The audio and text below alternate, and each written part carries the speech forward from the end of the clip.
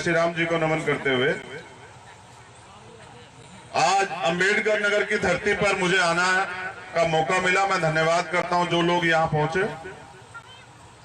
मैं ये भी बता देना चाहता हूं कि ये पैसों में बुलाए गए लोग नहीं, ये वो लोग हैं जो अपनी जेब से पैसे खर्च करके आए हैं। और इन्होंने ये जो प्रोग्राम कराया है ये भी अपनी जेब से कराया। एक मंच से लेके जो है ये पूरे ईमानदारी का पैसा, दलाली का पैसा नहीं है।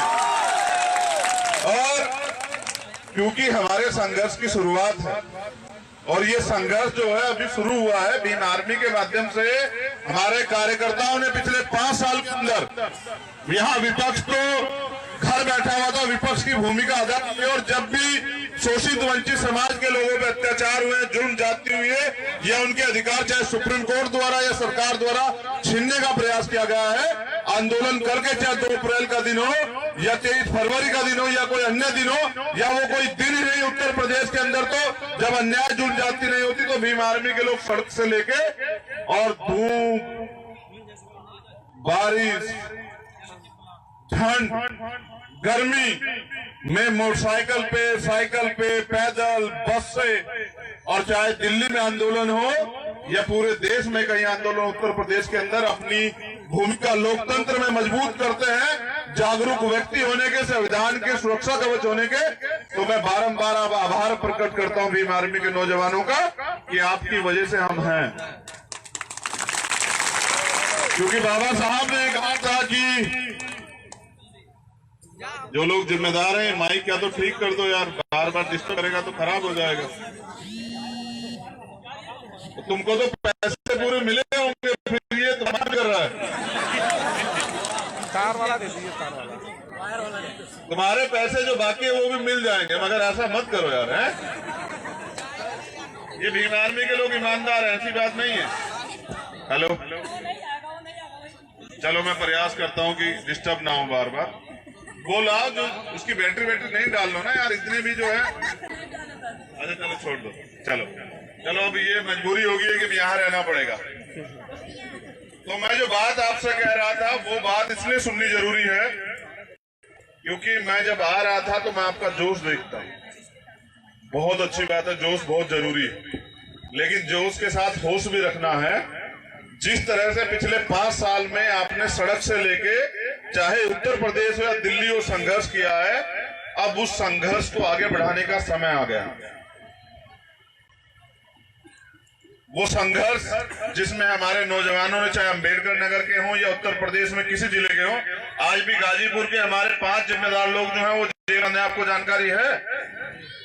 5 लोग जो हैं हमारे पदाधिकारी भीम आर्मी और आजाद समाज पार्टी के सरकार के दबाव में बंद कर दिए गए जेल में। उनको लगता है कि जेलों में बंद करके हम इनको जो है कमजोर कर सकते हैं। इनको ये नहीं पता, इस निकम्मी सरकार को, कि जेलों में तो क्रांतिकारी रहते हैं और क्रांतिकारियों के लिए जेल गहना होती है। और जिनका इतिहास ही जो है कुर्बानी का हो, उनको जेल क्या बिगाड़ सकती है? जिन्होंने अपने दम पे इस देश में 2 अप्रैल जैसा आंदोलन किया हो, पूरे भारत को बंद करके ये साबित किया हो कि जिस दिन हम सड़क पर उतरेंगे तो इतिहास बदल देंगे, और जिस दिन हम लोग सरकार में बैठेंगे तो भी इतिहास बदल देंगे। उन लोगों को बताओ मुकदमों जेल से डराने चले, ये तो खिलौने। ये तो जिस दिन हमारी सरकार आएगी एक कलम से सारे मुकदमे खारिज कर देंगे हम सारे लोगों के। और जिन लोगों ने मुकदमे करे हैं ना, जिन लोगों ने मुकदमे करे उनका भी एक कलम से इलाज कर देंगे। हम तो जानते हैं कौन किसे। कलम की ताकत बहुत बड़ी होती है, समझ रहे हैं ना? देखिए बाबा साहब अंबेडकर को मौका मिला संविधान लिखने का, तो वो कलम के बदौलत तो वो जो अधिकार आपको दिए। अब ये कलम की ताकत मैं इसलिए चाहता हूं कि आप इस पे गौर करें कि आप सड़क पर तो संघर्ष करते हैं, आंदोलन तो करते हैं, तमाम तरह की मुसीबतें तो सहते हैं, लेकिन अपने लोगों को इससे दे क्या सकते हैं? अभी हम दूसरी लाइन में खड़े। कैसे? कि जब कोई घटना होती है तब हम उसकी प्रतिक्रिया देते हैं। सरकार कोई गलत कानून बना देती है तब उसके खिलाफ जाते हैं। अब मुझे लगता है कि शोषित वंचित समाज को भी नीति बनाने वाला, कानून बनाने वाला समाज बनना चाहिए। अगर इस समाज को, इस शोषित समाज को ये अधिकार मिल जाएंगे तो मुझे लगता है कि ये गरीबों का भला कर सकते हैं। आपको क्या लगता है? क्या कभी अमीर गरीबों का भला कर सकते हैं क्या? इस देश में जो गैर बराबरी है, आज इस देश का किसान हाशिए पे है और मैं अपने लोगों को समझा रहा हूं कि किसान इसलिए हाशिए पे है क्योंकि सरकार किसानों की हिस्सेदारी छीन के पूंजीपतियों को देना चाहती है, लेकिन किसान संघर्ष कर रहे हैं और सरकार इनको ये समझा रही है कि किसान गलत है। अब आप मुझे बताइए, मेरी आवाज कानों तक आ रही होगी, छोड़ दो, ऐसे आपस में वो मत करो और मुझे सुनो, इसमें वीडियो से कुछ नहीं होगा, बंद करो। तुम जो कैप वाले छोटे भाई हो, बंद करो इसको। अब इधर हमारी तरफ देखो, ये कैप क्यों लगाई है? बचाव के लिए ना, तो बचाव का तरीका ही बता रहे हैं। तो सरकार के लोग ये समझाने में तुले हैं और मीडिया के लोग कि सरकार जो कानून लाई है वो बहुत अच्छा है। मैं पूछना चाहता हूं कि 60 साल से जो किसानी कर रहे हैं उनको ज्यादा पता है या उन लोगों को पता है जिन्होंने कभी खेत में पैर भी नहीं रखा? किनको ज्यादा पता है? तो जो लोग अन्याय अत्याचार सह रहे हैं, हमें ज्यादा पता है कौन सरकार अच्छी है या उन लोगों को जो मीडिया से प्रचार कर रहे हैं? हमें पता है कि हमारा भला वही लोग कर सकते हैं जो हमारे बीच के हैं और जो हमारे दुख दर्द को समझते हैं, जिन्होंने वो दुख दर्द क्या तो झेला हो या उस दुख दर्द से वो होकर निकले हो। अगर वो व्यक्ति हमारे बीच का आदमी वहां जाएगा तो मुझे लगता है कि आपका भला हो सकता है। पूंजीपति आपका भला कभी नहीं कर सकते हैं। अगर पूंजीपति आपका भला कर सकते तो इस देश में गैर बराबरी कभी होती ही नहीं। समझ रहे? भारतीय संविधान में सबको बराबरी के अधिकार है। क्या आपको बराबरी के अधिकार आज तक मिले? क्या जो ये अन्याय, जुल्म, जातिगत अत्याचार होते हैं, धार्मिक अत्याचार होते हैं, सांप्रदायिक अत्याचार होते हैं, क्या ये किसी भगवान ने हमारी किस्मत में लिखा है या ये सरकार जुल्म जाति हमारे साथ जानबूझ के करा रही? ये सरकार हमारे साथ इसलिए करा रही है क्योंकि जिस दिन ये टुकड़ों में बटा बहुजन समाज एकजुट हो जाएगा और ये सत्ता में आ जाएगा, जब इनको अन्य समस्या नहीं रहेगी तो ये अपने हक के लिए लड़ेगा, ये सवाल करेगा, ये अपनी हिस्सेदारी मांगेगा। जिस दिन ये अपनी हिस्सेदारी मांगेगा तो जो लोग हमारा हक छीन के बैठे हुए हैं उनको हिसाब देना पड़ेगा और जब उनको हिसाब देना पड़ेगा तो उन्होंने जो हमारा दबाया है वो छिन जाएगा। मैं इनको साधारण शब्दों में आपको समझाता हूं कि किसी की 1 बीघा जमीन है किसी गरीब आदमी की और उसकी 1 बीघा की जमीन को आधी किसी ने दबा ली। अगर वो किसान, वो गरीब आदमी अपनी आधी बीघा जमीन छुड़ाएगा तो उससे वो जो जिसने दबाई है वो प्रयास तो करेगा ना रोकने के। वो पुलिस के पास जाएगा, पैसे देगा, तमाम तरह के सरकार के लाभ लेगा और कोशिश करेगा कि गरीब आदमी को ही निपटा दिया जाए। ना गरीब आदमी रहेगा ना जमीन रहेगी। समझ रहे हैं? तो सच ये है कि आपका अगर पेट भर जाएगा, आपकी अगर दैनिक समस्याएं दूर हो जाएंगी तो आप सवाल करोगे तो हक की बात पैदा होगी और हक की बात पैदा होगी तो पूंजीपतियों से, दलालों से बहुत सारी चीजें छिन जाएंगी और सरकार को ये नहीं चाहिए क्योंकि आपका पेट भर जाए। मैं आपको लोकतंत्र समझाना चाहता हूं, लोकतंत्र क्या होता है। नौजवान मेरी बात पे बड़ा गौर करें। लोकतंत्र इसलिए बनाया गया था कि अंतिम व्यक्ति को भी वो अधिकार मिले जो एक अमीर को मिलते हैं, वो एक गरीब को भी अधिकार मिले, इसलिए लोकतंत्र बनाया गया। और लोकतंत्र की नींव ये थी कि एक सिस्टम बना दिया जाए जिसमें कड़ी दर कड़ी जो है चीजें आखिरी व्यक्ति तक भी पहुंच जाए। इसलिए प्रशासन बना, इसलिए मीडिया बनी, इसलिए सरकारें बनती हैं, इसलिए जुडिशरी, सब चीजें इसलिए। और लोकतंत्र में मेरी माताएं बहनें गौर करें जरा सा, रोटी, कपड़ा, मकान, आपकी पढ़ाई, आपका इलाज, आपकी सुरक्षा और आपका रोजगार, ये 7 चीजें की गारंटी भारतीय संविधान देता है कि प्रत्येक व्यक्ति को ये सरकार देगी। मैं दोबारा बताऊं आपको या समझ आइए मेरी बात? मैं एक और बार बताता हूं, नौजवान सुने कि आपका हक कहां डकारा गया, किसने छीन रखा है। आपका मकान, आपकी रोटी, आपका कपड़ा, आपकी पढ़ाई, आपका इलाज, आपकी सुरक्षा और आपको रोजगार कौन देगा? सरकार। इसलिए तो हम लोग वोट देते हैं कि ये लोग जाके हमारे यहाँ काम करेंगे, हमारी सड़क बनवाएंगे, अच्छे हॉस्पिटल बनवाएंगे, अच्छे स्कूल बनवाएंगे, हमें जो सुविधाएं सरकार देती है वो देंगे। लेकिन सरकार क्या कर रही है? उत्तर प्रदेश में बिजली आती है 7.5 रुपए यूनिट। पूरे देश में कहीं नहीं आती, उत्तर प्रदेश में आती जैसे सोने के तारों में आ रही हो। क्योंकि पैसे तो आपको हमें देने हैं, गरीबों को। अमीरों को कहाँ देनी है? अमीरों से कौन बिल मांग रहा है? और अमीरों के बिल तो माफ हो जाते हैं, गरीबों को ही तो दिक्कत है। तो इसलिए मुझे आपसे कहना है कि अब आपको गरीबों की सरकार बनानी पड़ेगी। और अगर आप गरीबों की सरकार बनाते हैं तो ये 7 चीजों की हम लोग गारंटी देते हैं। ये 7 चीजों के लिए आपको किसी के आगे हाथ फैलाना नहीं पड़ेगा, क्योंकि लोकतंत्र में जनता मालिक होती है। जो जनता चाहेगी वो होगा।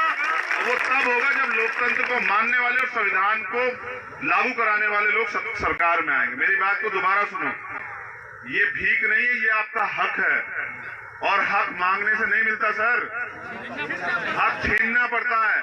इसलिए मैं आपसे कह रहा हूं कि जो आपके हक दबाए गए वो आप तब छीन सकते हैं जब आप सरकार में आ जाते हैं। और सरकार में आने के लिए आपको करना क्या है ये भी जान लीजिए। भीम आर्मी के जो नौजवान यहाँ हैं, अब तक आपने आंदोलन किए हैं, तमाम तरह की तैयारियां की हैं। अब आपको घर घर जाके लोगों को तैयार करना है, अपनी विचारधारा, अपना उद्देश्य, अपना जो है पूरा सिस्टम, अपनी पार्टी और तमाम तरह की बातें जो है उनको पहुंचानी है कि वो हमें इस एक बार मौका दें। अब आप ये सोचिए, बहुत जिम्मेदारी से जो आगे नौजवान बैठे हैं, जब आप मुझे अवसर ही नहीं दोगे तो मैं क्या कर सकता हूँ? भाई क्रिकेट तो खेलते हैं ना, एक टीम में एक व्यक्ति की बैटिंग ही नहीं आई तो हम उससे कैसे सवाल करें कि तुमने अच्छे रन नहीं बनाए? समझ रहे हैं ना? जिसकी बैटिंग ही नहीं आई वो अच्छे रन कैसे बना सकता है सर? तो हमें बैटिंग करने का मौका देंगे तो क्या लगेंगे लगातार, समझ गए हो ना?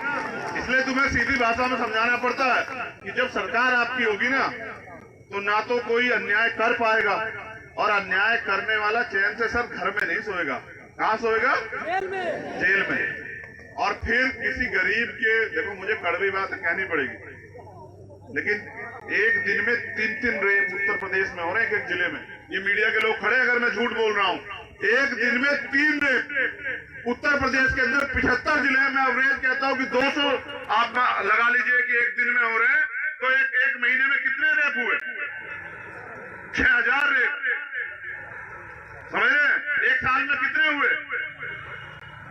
72,000 रेप। 72,000 माताओं बहनों को एक साल में जो है बेइज्जती सरकार में किया गया है। आप ये बताइए ये सरकार कैसे अच्छी हो सकती है? और ये 72,000 माताएं बहनें, इनको अपमानित करने का अधिकार भगवान ने नहीं दिया था। इन सरकार की सह पे जो गुंडे पल रहे हैं ना यहाँ, उन गुंडों को जिनको सरकार का समर्थन है वो ही अपमान करते हैं। ऐसे गुंडों का तो ऐसा इलाज होना चाहिए कि दोबारा कोई ऐसा कदम ना उठा पाए। जबकि सच ये है कि उन गुंडों को जो है भारतीय जनता पार्टी की तरह सरकार साक्षी महाराज की तरह जेल से बाहर आने के बाद माला पहना के स्वागत करती है। इसलिए और के हौसले बढ़ रहे हैं और वो जम के अत्याचार कर रहे हैं। अब इस अत्याचार को जवाब देने का समय आ चुका है। नौजवान दोस्तों, मेरी माताओं बहनों, अब मौका आ गया है आप लोगों के पास। 1 साल बाकी है। जो लोग यहाँ बैठे हैं वो पूरी जिम्मेदारी से बता सकते हैं भीम आर्मी के, क्या मैंने जो वादा आपसे किया कभी वो ऐसा हुआ कि मैंने नहीं निभाया? अगर मैं झूठ बोल रहा हूं तो बिल्कुल यही नकार देना। जो मैंने वादा आपसे किया वो निभाया नहीं निभाया? क्या कभी आपके मान सम्मान को कमजोर पड़ने दिया? क्या आपके मान सम्मान को गिरवी रखा है, झुकने दिया? तो मैं सिर्फ और सिर्फ एक बार मौका चाहता हूं इस लड़ाई को ईमानदार से लड़ने का। क्योंकि कड़वी बात यह है, ये तुम्हारे दिल को जाएगी कि जब बाबा साहब अम्बेडकर पूरी ईमानदारी से इस लड़ाई को लड़ रहे थे ना, तब हमारे लोग उनका साथ नहीं दे रहे थे सर। जब मान्यवर काशीराम साहब पूरी ईमानदारी से इस लड़ाई को लड़ रहे थे ना, तब हमारे लोग उनका साथ नहीं दे रहे थे। अगर साथ देते तो इस देश में जो मान्यवर काशीराम और बाबा साहब का सपना था ना, डॉक्टर APJ अब्दुल कलाम साहब का सपना था कि यहाँ गरीब समाज का व्यक्ति प्रधानमंत्री बने। जिस दिन आपका प्रधानमंत्री होगा तो हर गरीब को उस आवास में, प्रधानमंत्री आवास में जाने की इजाजत मिलेगी और वहां से आपके लिए कानून बनेंगे। और जैसा मैंने कहा, मैं हर बार कहता हूं कि जिस जाति की वजह से आपको सताया जाता है वो जाति व्यवस्था जिस दिन आपका प्रधानमंत्री बनेगा, एक ही कलम से रात को 8 बजे, जैसे मोदी जी आके क्या कहते हैं, भाइयों बहनों, याद है ना आपको, 15 लाख रुपए मिलेंगे। वो तो झूठ कहते हैं। समझ रहे हो? मैं आपसे पूरी ईमानदार से कहता हूं कि आप उत्तर प्रदेश में मूवमेंट तेज कीजिए, हम उत्तर प्रदेश की मूवमेंट को दिल्ली तक लेके जाएंगे। और रात को 8 बजे भाइयों बहनों तो नहीं आएगा, लेकिन एक मैसेज जरूर आएगा कि आज से देश में कोई जाति नहीं। समझ रहे हैं? और ना जाति होगी, ना जाति की वजह से अत्याचार होंगे। समझ रहे हैं ना? लेकिन उससे पहले हमें अपने लोगों के लिए, नौजवानों के लिए, क्या इस सरकार ने तुम्हें रोजगार दिया? क्या इस सरकार ने तुम्हें जो है अच्छा इलाज दिया? क्या सरकार ने तुम्हें अच्छी पढ़ाई दी? ये सरकार तुम्हें सब चीजें इसलिए नहीं दे रही है क्योंकि अगर तुम्हारी नींव मजबूत हो जाएगी, बाबा साहब के संविधान से तुम्हें आरक्षण मिला, और आरक्षण से तुम्हें जो है चाहे पढ़ने का अधिकार हो, चाहे नौकरी का अधिकार हो, वो मिला। और उस अधिकार से मिलने के बाद आज जो लोग नौकरी में हैं, क्या उनको किसी के आगे हाथ फैलाना पड़ रहा है क्या? तो इस सरकार ने पिछले दरवाजे से, अकमल भाई कह रहे कि इन्होंने प्राइवेटाइजेशन कर दिया, मतलब है निजीकरण। इन्होंने सारे सरकारी डिपार्टमेंट धीरे धीरे करके खत्म करने शुरू कर दिए। जब सरकारी डिपार्टमेंट खत्म हो जाएंगे तो आरक्षण आपको कहां से मिलेगा? जब आरक्षण नहीं होगा तो आपके बच्चे कहां से नौकरी जाएंगे? जब वो नौकरी नहीं जाएंगे तो आपके हक की बात वहां कौन करेगा? अभी जो लोग अधिकारी कर्मचारी बैठे वो आपको न्याय नहीं दे सकते, तो फिर आपको न्याय कहां से मिलेगा? सर समझ रहे हैं, नहीं समझ रहे हैं? कड़ी को समझो, ना आरक्षण ना नौकरी, और जहां नौकरी नहीं, आरक्षण नहीं, तो आपकी बात कौन करेगा? और जब आपकी बात कोई नहीं करेगा तो आपको न्याय कैसे मिलेगा? आपके लिए योजनाएं कहां से बनेगी? कौन आपको जो रास्ता दिखाएगा? इसलिए अब हमें उस जगह पे कब्जा करना है जहां से रास्ते बनते हैं। रास्ते कहां से बनते हैं? नीति कहां से बनती है? यही लखनऊ में आपके पास है। कौन सी जगह है आपकी? वो 5 कालिदास मार्ग, ये लखनऊ में आपका मुख्यमंत्री होगा। फिर देखते हैं आपके काम कैसे नहीं होते। फिर हर एक व्यक्ति मुख्यमंत्री होगा। बताइए कि आपको शक है इस बात में कोई? तो फिर आपके ऊपर कोई अन्याय कर पाएगा क्या? अब आपको करना ये है, मेरी 1 साल का समय, ये मौका किसी को नहीं मिलता बार बार, और एक बार जो लोग मौका चूक जाते हैं उनको दोबारा बहुत लंबे समय तक नहीं मिलता है। अब आपको करना यह है कि आपको गांव गांव जाके समाज को तैयार करना है। अब हमें ना बिकने वाला समाज दोबारा तैयार करना है। जब ना बिकने वाला समाज बन जाएगा तो ना बिकने वाले नेता अपने आप तैयार हो जाएंगे, और जब ना बिकने वाला समाज होगा वो समाज जो पैसे पे, शराब में, अभाव में, प्रभाव में, डर में अपनी वोट का दुरुपयोग नहीं करेगा, वो अपनी वोट को पूरी जिम्मेदारी से आपकी पार्टी को देगा। तो मैं लिख के देता हूं कि फिर आपको किसी के इशारे की जरूरत नहीं पड़ेगी सर। फिर इशारा भी आपका होगा जब सरकार आपकी होगी। और अगर आप सरकार दूसरों की बनवाओगे तो इशारा भी उनका होगा, नीति भी उनकी होगी, नियम भी उनके होंगे। आप लोग क्या बने रहोगे? गुलाम। अब आपको तय करना है कि जिस तरह ये भारतीय जनता पार्टी की सरकार इस देश के संविधान को धीरे धीरे खत्म कर रही है, तो बस मुझे बाबा साहब की वो लाइन आपको याद दिलानी है कि बाबा साहब ने कहा था, बाबा साहब को तो मानते हैं नहीं मानते हैं? मानते हैं नहीं मानते बाबा साहब को? जो लोग मानते हैं हाथ खड़े करें, दोनों जो बाबा साहब को मानते हैं।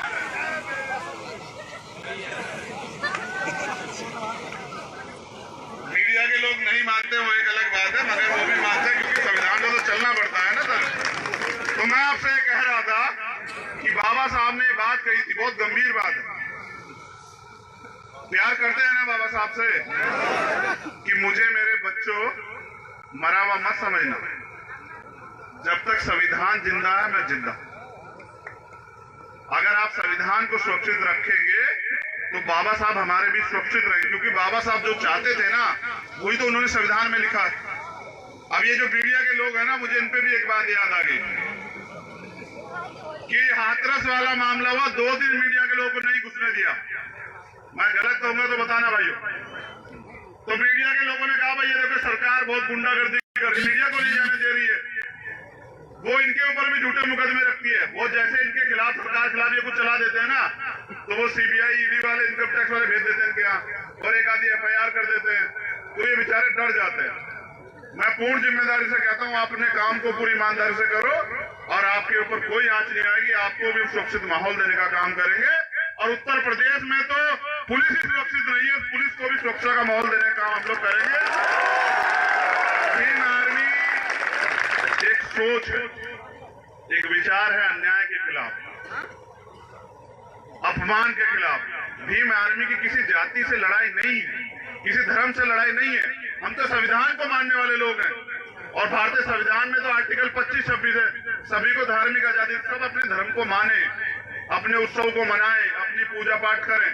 लेकिन हमारे लोगों को इस देश में हक अधिकार चाहिए और वो हम छीन के लेंगे, उसकी तैयारी आपको करनी पड़ेगी। ये कहने के लिए मैं अम्बेडकर नगर आया हूँ बस कि आप चाहते हैं कि ये जो जुल्म जाति की जिंदगी आप जी रहे हैं, ये जो कच्चे मकान और तरह तरह की जो है बेदर्दी की जिंदगी आप जी रहे हैं, आप इससे मुक्ति चाहते हैं नहीं चाहते हैं? देखियो, नेशनल दस्तक की आपसे गुजारिश है कि अगर इसको बचाना चाहते हैं तो नेशनल दस्तक को सब्सक्राइब करने के लिए रेड कलर के सब्सक्राइब बटन को दबाएं, फिर बेल आइकन की घंटी दबाएं। नेशनल दस्तक को बचाने के लिए बहुत जरूरी है कि हर खबर को शेयर करें, लाइक करें, कमेंट जरूर करें।